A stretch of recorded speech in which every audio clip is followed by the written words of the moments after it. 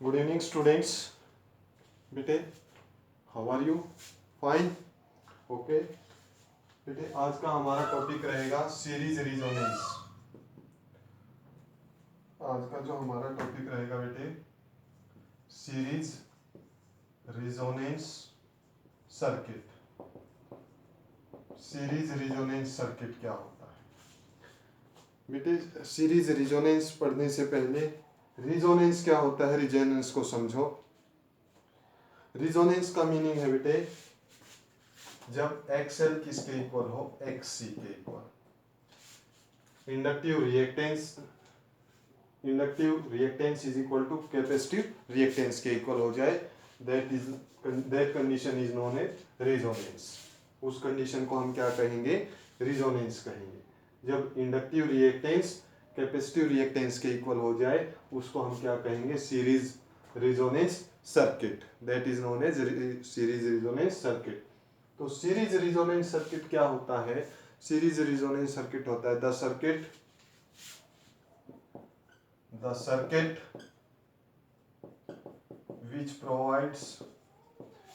The circuit which provides या admits maximum current। सीरीज रिजोनेंस में क्या मिलेगा बेटे? हमें मैक्सिमम करंट मिलेगा फॉर एक फ्रीक्वेंसी के ऊपर, ठीक है। The circuit which admits maximum current for a frequency equal to resonance frequency, जो कि किसके इक्वल होगी? रिजोनेंस फ्रीक्वेंसी के इक्वल होगी, ठीक है। एक मिनट बेटे, ठीक है बेटे, ओके। तो circuit which admits maximum current for a frequency, maximum current किसी एक फ्रीक्वेंसी के लिए, और वो फ्रीक्वेंसी किसके इक्वल? Resonance frequency. The circuit which admits maximum current for a frequency equal to resonance frequency, ठीक है। अब ये देखो, रिजोनेंस फ्रीक्वेंसी के ऊपर आपसे ये भी पूछा जा सकता है कि रिजोनेंस फ्रीक्वेंसी क्या होती है? सीरीज रिजोनेंस फ्रीक्वेंसी क्या होती है? सीरीज रिजोनेंस फ्रीक्वेंसी होती है करंट क्या हो? Maximum current. वो फ्रीक्वेंसी जिसके ऊपर सर्किट में करंट कैसा हो? मैक्सिमम करंट हो। That frequency is known as series resonance frequency, ठीक है। ओके बेटे, पहले तो डेफिनेशन लिखो। The circuit which admits maximum current, ठीक है। सर्किट के अंदर मैक्सिमम करंट हो किसी फ्रीक्वेंसी के लिए, और वो फ्रीक्वेंसी किसके इक्वल हो? रिजोनेंस फ्रीक्वेंसी के। तो इस सर्किट को क्या कहेंगे हम? सीरीज रिजोनेंस फ्रीक्वेंसी, ठीक है। और कंडीशन क्या बताए रिजोनेंस के लिए? XL is equal to XC। Resonance के लिए हमारी कंडीशन क्या रहेगी? XL is equal to XC। अब यहां पर देखो, XL is equal to XC,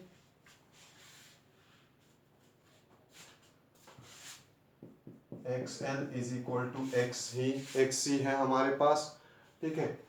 XL किसके इक्वल होता है? XL omega L।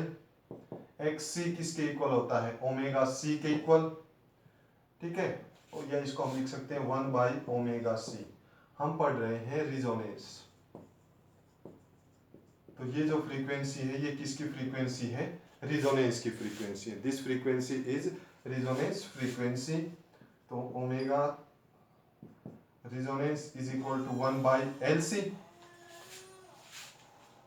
यहां पर बेटे ओमेगा किसके इक्वल हो जाएगा? 1/LC के इक्वल अंडर द रूट, और omega R means resonance frequency. Omega R किसको रिप्रेजेंट कर रहा है? रिजोनेंस फ्रीक्वेंसी को। ओके, इसको बेटे हम लिख सकते हैं 2π इज इक्वल टू 1/√LC। तो फ्रीक्वेंसी कितनी हो जाएगी? 1/2π√LC। This frequency is known as series resonance frequency, या this is known as resonance frequency. तो रिजोनेंस फ्रीक्वेंसी की वैल्यू कितनी होगी बेटे, 1/2π√L/C। क्लियर है। ये ओमेगा आर है, इसको हम कहते हैं angular resonance frequency. This is known as angular resonance frequency. ये जो हमारा ओमेगा आर है, इसको हम क्या कहेंगे, एंगुलर रिजोनेंस फ्रीक्वेंसी। नोट करो students.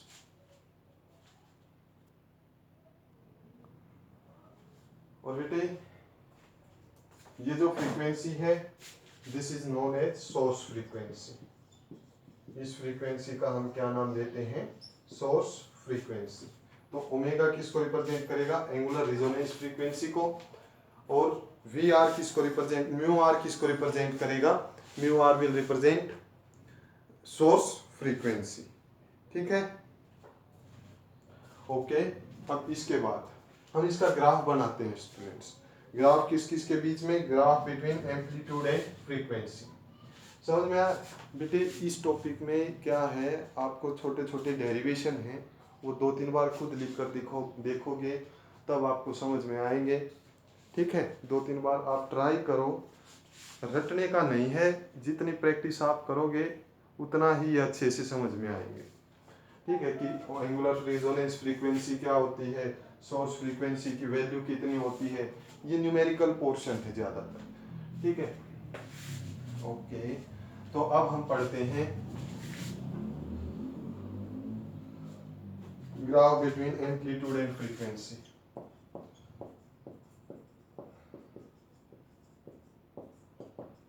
Graph between amplitude and frequency. Amplitude और फ्रीक्वेंसी के बीच में हमें ग्राफ पढ़ना है।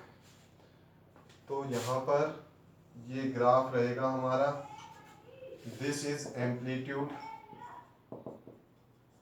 और ये क्या हो जाएगा बेटे हमारा फ्रीक्वेंसी, एंगुलर फ्रीक्वेंसी। कौन सी फ्रीक्वेंसी, एंगुलर रिजोनेंस फ्रीक्वेंसी के बीच में ग्राफ बनाना है। तो बेटे इसका ग्राफ ये बनेगा, ये ग्राफ बनेगा यहाँ पर।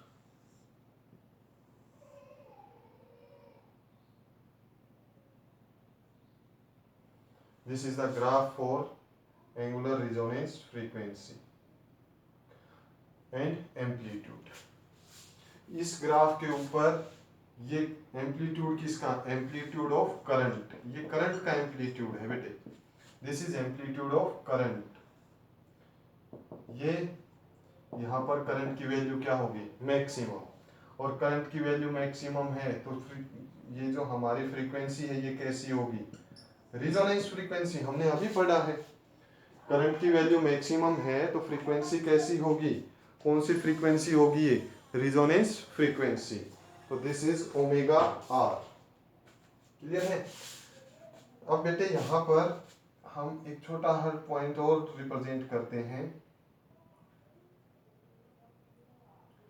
Omega is equal to omega 1, या इसको ओमेगा 1 मान लेते हैं, और इसको हम ओमेगा 2 मानते हैं। और यहाँ पर जो बेटे करंट है हमारा, वो करंट वर्चुअल करंट है, I0/√2, या हम IV भी लिख सकते हैं।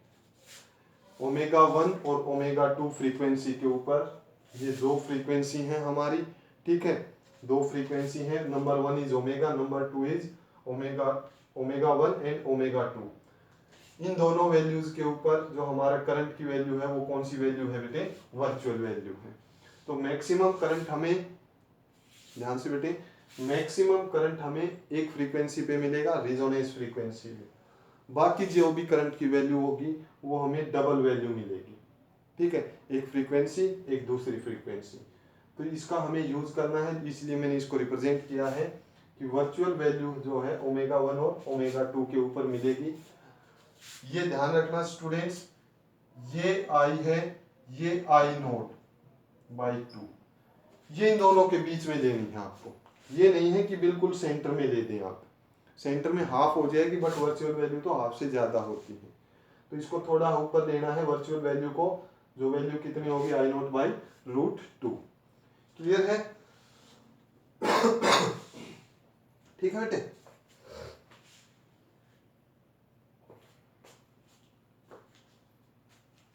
अच्छा भाई, हम ये जो पढ़ रहे हैं इसका यूज कहां पर है? सीरीज रिजोनेंस का use of series resonance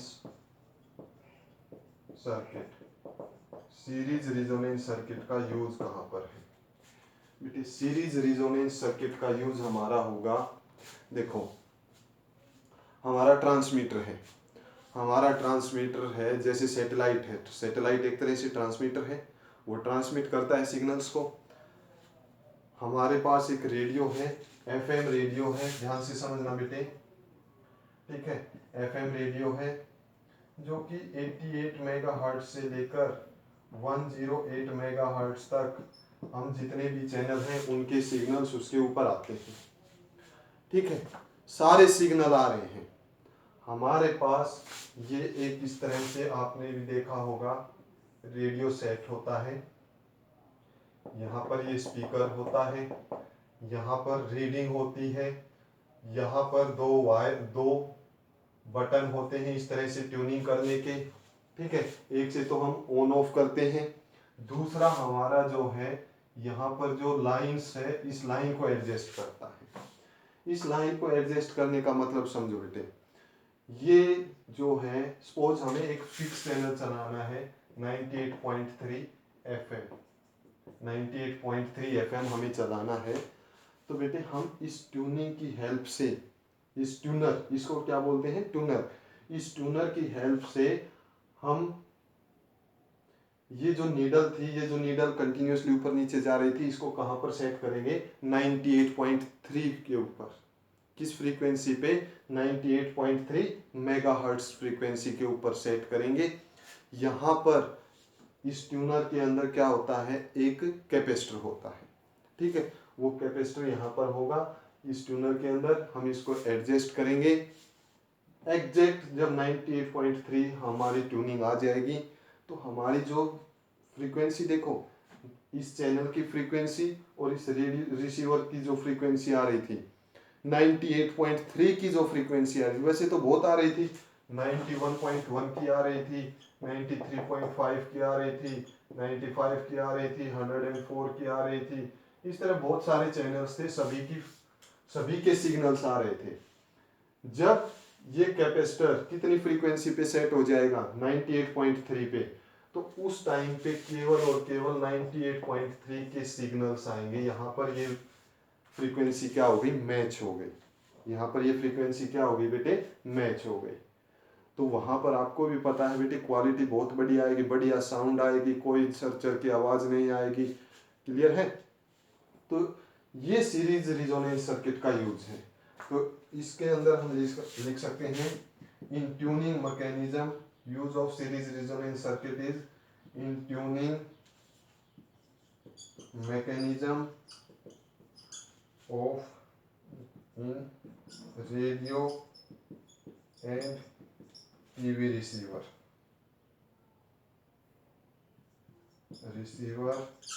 in tuning mechanism in radio and TV receiver set, ठीक है।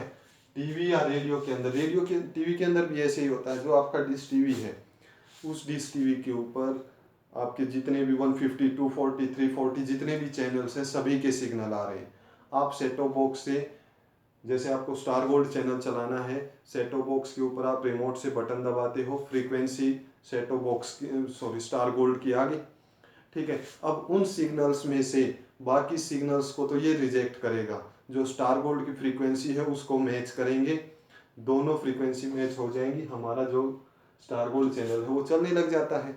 तो सीरीज रिजोनेंस सर्किट कहाँ पर आता है? In tuning mechanism of radio and TV receiver sets, radio और टीवी के रिसीवर सेट्स के अंदर ये काम आता है। क्लियर है बेटे? और यहाँ पर क्वालिटी कैसी होगी? क्वालिटी बहुत बढ़िया होगी। और क्वालिटी लो रह जाएगी तो बेटे आपको भी पता है पिक्चर क्वालिटी बहुत वीक आएगी, या फिर उसके अंदर साउंड ज़्यादा साउंड डिस्टर्बेंस ज़्यादा हो जाएगी। ठीक है, तो अगला ही टॉपिक हम क्वालिटी फैक्टर को पढ़ते हैं। नेक्स्ट टॉपिक हमारा जो रहेगा क्वालिटी फैक्टर्स, इसको नोट करो।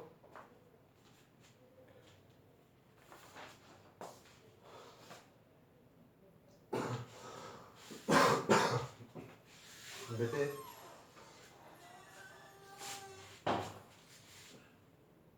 मौसम बहुत ख़राब है, ठीक है, अपनी सेहत का ध्यान रखो, थोड़ा हाँ बीमारी से बच कर रहना बेटे।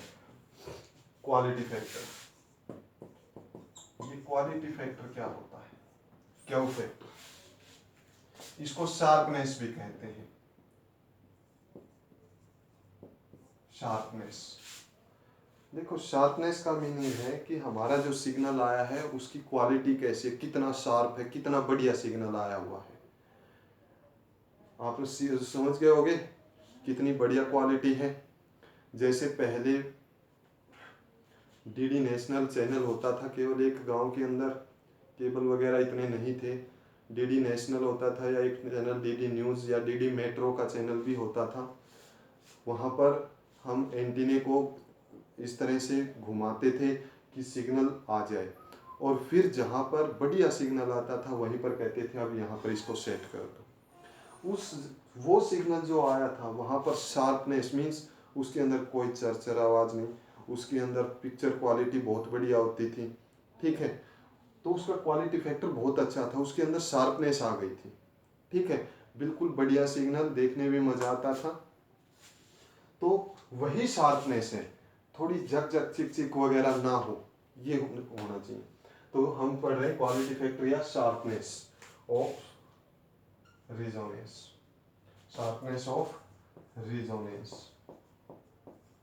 Sharpness of resonance, quality factor, क्या वो फैक्टर भी कह देते हैं या क्वालिटी फैक्टर भी कह देते हैं। तो ये क्या होगा बेटे, it is the ratio of voltage across capacitor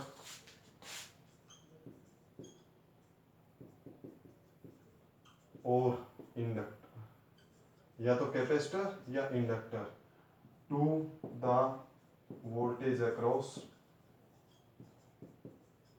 resistor. It is the ratio of voltage across capacitor or inductor to the voltage across resistor. एक मिनट बेटे इंक डालते हैं।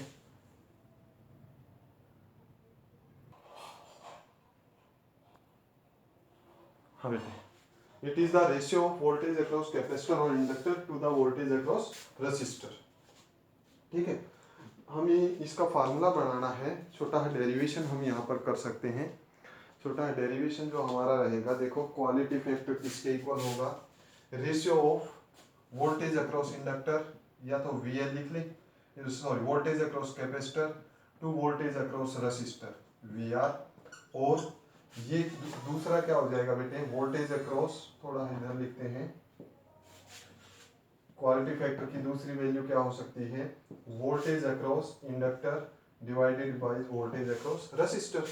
तो दोनों से सेम वैल्यू हमें मिलने वाली है बेटे, दोनों से सेम वैल्यू मिलेगी। देखो Q is equal to VC by VR, यहाँ पर हमारे पास क्या है, VC की वैल्यू, V किसके इक्वल होता है यार, तो IV multiplied by XC, IV multiplied by XC divided by IV into R।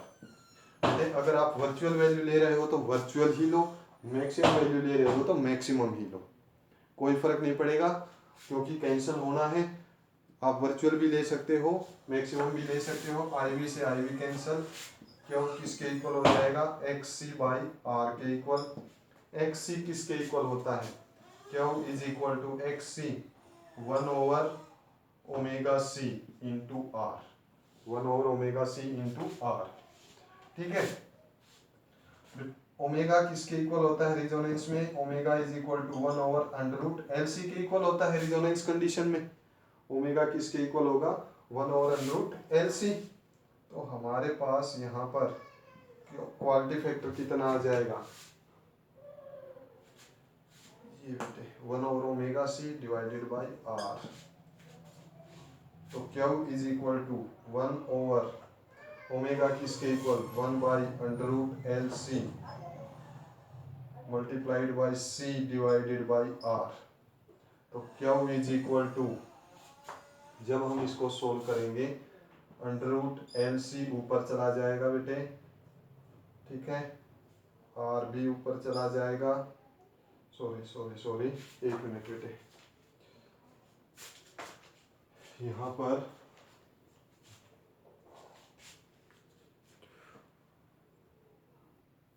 हाँ बेटे यहाँ देखो थोड़ी मिस्टेक होगी, ठीक है, ये Q is equal to 1/ωc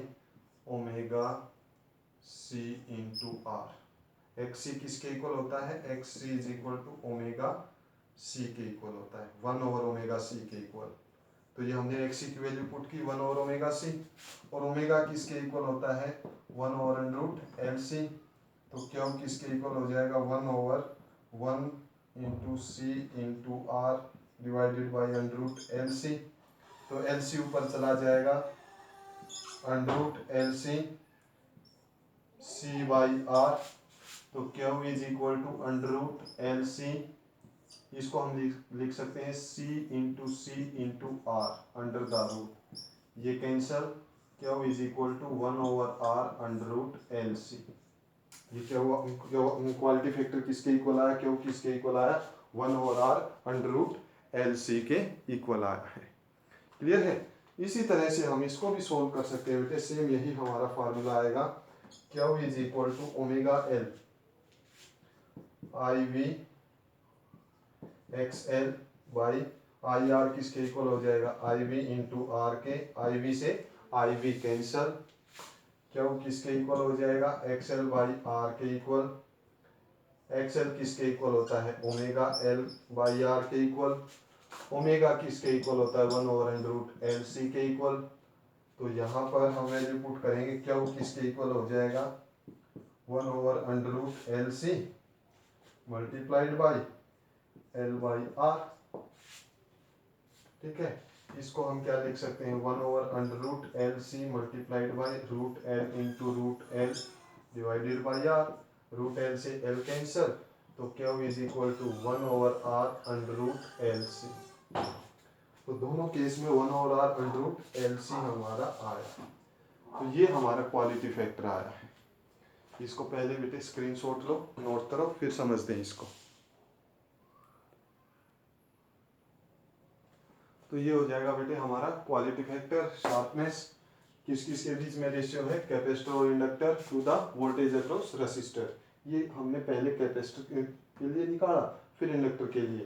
quality factor दोनों में क्या आया, सेम आया। बेटे अगर इसकी दूसरी वैल्यू लिखना चाहें, another definition of quality factor, quality factor की अगर दूसरी डेफिनेशन की हम बात करें तो कर लिया नोट बेटे, एक मिनट बेटे।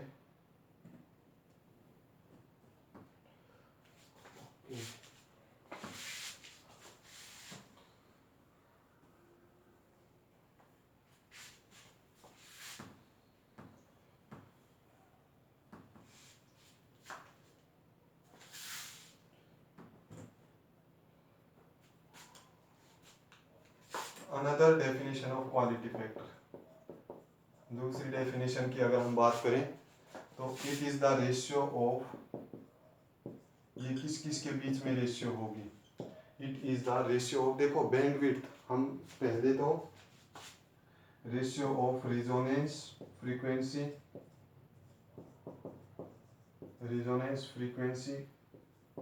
एंड बैंडविड्थ, रेजोनेंस फ्रीक्वेंसी और बैंडविड्थ के बीच में रेशियो होती है, ठीक है।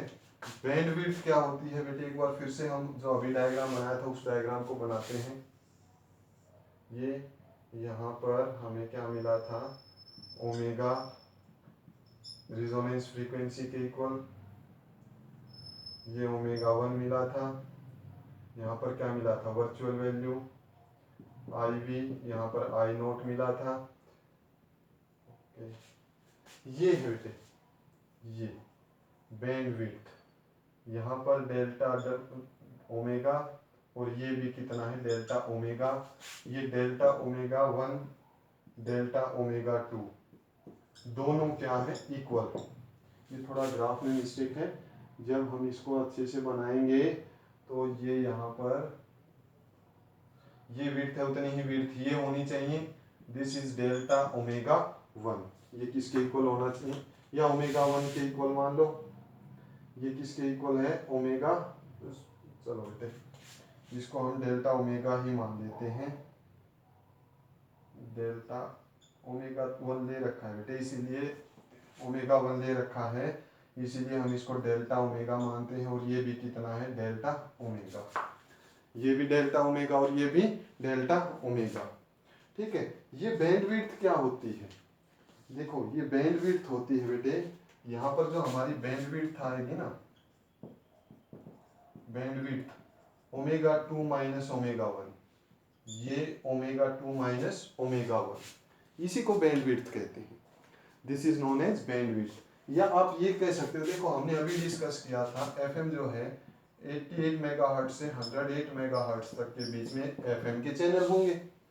तो बेटे एफएम की बैंडविड्थ कितनी होगी, एफएम की बैंडविड्थ होगी बेटे 108 से 88 मींस 20 मेगाहर्ट्ज। कितनी बैंडविड्थ होगी, 20 मेगाहर्ट्ज की बैंडविड्थ रहेगी। क्लियर है। तो इसको हम वर्ड्स में, जब हमने वर्ड्स में लिखा है, अगर इसका फार्मूला बनाए, बैंडविड्थ क्लियर होगी। तो यहाँ पर जो हमारी बैंडविड्थ है वो कितनी आएगी W2 माइनस W1। तो इसके अंदर क्वालिटी फैक्टर कितना आ जाएगा, रिजोनेंस फ्रीक्वेंसी क्या होगी omega R divided by bandwidth. Bandwidth क्या हम लिख सकते हैं W2 minus W1, W2 minus W1। या इसको और क्या लिख सकते हैं, देखो W2 माइनस W1 को डेल्टा W किसके इक्वल है ओमेगा आर माइनस ओमेगा 1। ये वाला डेल्टा W किसके इक्वल है ओमेगा 2 माइनस ओमेगा आर। तो यहां से delta omega plus delta omega is equal to omega R minus omega 1 plus omega 2 minus omega R. Omega R से omega R cancel, 2 delta omega is equal to omega 2 minus omega 1। तो यहाँ इससे हम क्या बना सकते हैं कि क्या किसके इक्वल होगा omega R divided by 2 delta omega. क्या किसके इक्वल हो जाएगा omega R divided by 2 delta omega. ठीक है, आगे समझ में। तो ये दूसरी डेफिनेशन अगर आप लिखना चाहते हो, ratio of resonance frequency and bandwidth, resonance frequency और बैंडविड्थ की जो रेशियो है that is known as quality factor. उसको क्या कहेंगे हम क्वालिटी फैक्टर कहेंगे। क्लियर है। ओके स्टूडेंट्स, अब इसी को हम कंटिन्यू करते हैं। एक बार आप स्क्रीनशॉट लें। हाँ बेटे देखो ये ओमेगा 1 क्लियर लिख लिया ना, ये ओमेगा 1 और ओमेगा 2 क्या है, ओमेगा 1 और ओमेगा 2 क्या है, these are the frequencies of source. देखो कर लिया था नोट, थोड़ा बेटे इसको ध्यान से पढ़ना। ठीक है, समझने का कुछ नहीं है इसके अंदर, थोड़ा आप लिख के देखोगे 2-3 बार तब समझ में आएगा ये कि कौन सी चीज किसको रिप्रेजेंट कर रही है। यहाँ पर हम बताते हैं omega 1 and omega 2 are the, omega 1 और ओमेगा 2 के बारे में बताते हैं। दीज आर द, ये क्या है फ्रीक्वेंसी है, these are the frequencies, these are the source frequency. ठीक है, are the source frequency, these are the source frequencies at which, जिनके ऊपर, इनके ऊपर बेटे पावर हाफ होगी, पावर क्या होगी हाफ होगी, at which power transferred is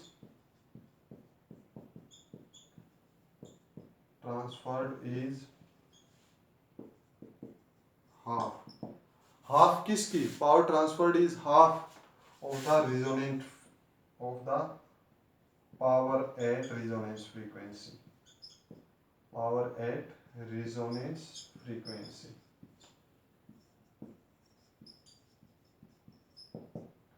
omega 1 और ओमेगा 2 क्या है, ये सोर्स की फ्रीक्वेंसी। बेटी ये न्यूमेरिकल पोर्शन में आपको बहुत इंपॉर्टेंट रहेगा, ओमेगा 1 और omega 2। These are the source frequencies जिनके ऊपर पावर ट्रांसफर आधी होगी, किसके कंपैरिजन में, रेजोनेंस फ्रीक्वेंसी के कंपैरिजन में। देखो कैसे होगी, power transfer at resonance, power transferred at resonance, resonance के ऊपर पावर ट्रांसफर हमें कैलकुलेट करनी है। तो power is equal to I square R होता है, और रेजोनेंस पे करंट की वैल्यू कितनी होती है, आई नोट। ठीक है, अच्छा भाई, पावर ट्रांसफर्ड एट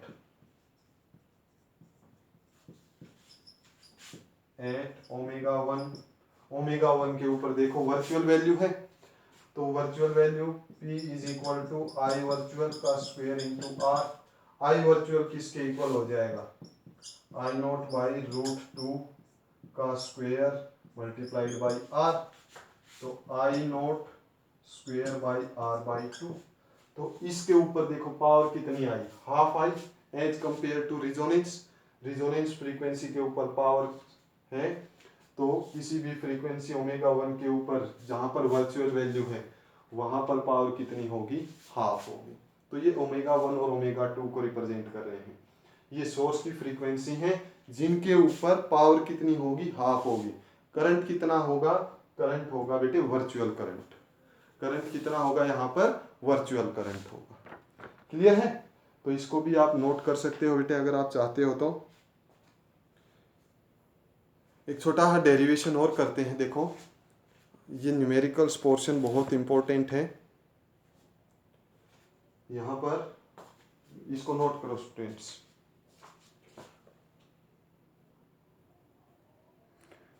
हाँ बेटे, एक हमें अभी किसका फार्मूला फाइंड आउट किया था, अभी हमने क्यू का फार्मूला फाइंड आउट किया था। ये जो रेशियो है, ये रेशियो इसी को हम कंटिन्यू करते हैं। देखो resonance frequency omega R, bandwidth कितनी होगी बेटे, bandwidth 2 delta W which is equal to Q, जो कि किसके इक्वल है, क्यू के इक्वल है। ओमेगा आर किसके इक्वल है, 1/√LC, रेजोनेंस फ्रीक्वेंसी 1/√LC, और क्वालिटी फैक्टर किसके इक्वल आया, 1/R√L/C, 1/R√L/C के इक्वल आया। तो ये दोनों वैल्यू यहाँ पर पुट करेंगे, तो 1/R√L/C is equal to omega R की जगह 1/√LC इंटू 1/2 डेल्टा ओमेगा 1/, ठीक है। हमें तो किसकी वैल्यू चाहिए, देखो एक रिलेशनशिप बनानी है हमें ओमेगा एल आर के बीच में, रिलेशनशिप बनानी है। तो यहां से हम ओमेगा को इधर लेकर जाते हैं, डेल्टा ओमेगा ये इधर गया, यहाँ पर क्या बचेगा 1/2 मल्टीप्लाइड बाई 1/√LC, ये तो इधर गया 1/2, ये बच गया 1/√LC multiplied by under the root C/L, इस C से ये C कैंसल, तो डेल्टा ओमेगा, अच्छा भाई 1/R भी बचा हुआ है, मल्टीप्लाइड बाई क्या हो जाएगा R/2 √L, और √L कितना हो जाएगा L। This is the value of delta omega. Delta omega R और L के बीच में क्या रिलेशनशिप है, delta omega is equal to R/2L, और डेल्टा ओमेगा क्या है, हाफ ऑफ द बैंडविड्थ, या ट्वाइस 2 डेल्टा डब्ल्यू किसके इक्वल, RL, तो बैंडविड्थ किसके इक्वल हो जाएगी, बैंडविड्थ 2 डेल्टा डब्ल्यू किसके इक्वल आया था, बैंडविड्थ के इक्वल आया था, तो बैंडविड्थ किसके इक्वल होती है बेटे, R/L के इक्वल होती है। बैंडविड्थ किसके इक्वल होगी, R/L के इक्वल रहेगी। हो गया, ठीक है बेटे। तो ये सीरीज रेजोनेंस सर्किट और क्वालिटी फैक्टर था। हमारे इस चैप्टर में 1-2 टॉपिक बचे हुए हैं, ट्रांसफार्मर बचा हुआ है, एलसी ऑसिलेशंस बचे हुए हैं, बस इतना ही। 2 या 3 मैक्सिमम लेक्चर्स लगेंगे, फिर हम 5th यूनिट में जाएंगे। ठीक है, तब तक बेटे अपने रिवाइज करो, कल संडे है, न्यूमेरिकल पोर्शन करो बेटे। Thank you, have a nice day.